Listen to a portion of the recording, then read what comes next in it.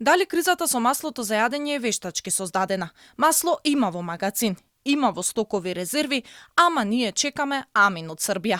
Во изјава за порталот Сакам да кажам, директорот на Велешка маслодајна вели дека повеќе од 500 тони пакувано масло за јадење е подготвено за продажба, но никој не му го бара нити купува, откако државата се откажала од ДДВ-то и ја ограничи трговската маржа.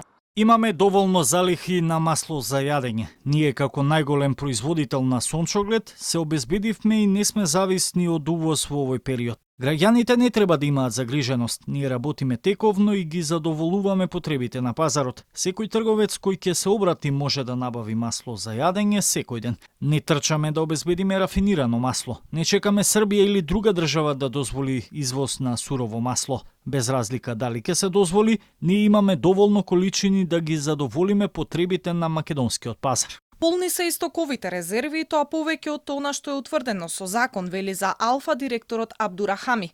Иако законската регулатива дозволува во случај на поголемо нарушување на пазарот да бидат отворени стоковите резерви, досега не слушнавме за такво нешто. Според директорот, досега во државава немало ситуација кога трговците биле спречени да набават, а недостатокот бил поради тоа што побарувачката од луѓето е поголема од нормалната.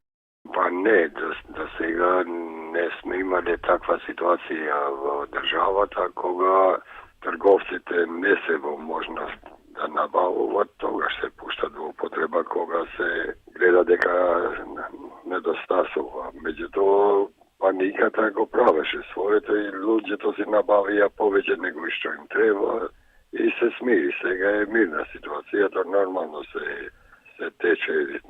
тече набавката и не верувам дека за било кои артикли кои ги чуваме ќе има потреба да интервенираме од стоковите резерви. Абер од Србија за тргање за забраната за извоз на масло се уште нема.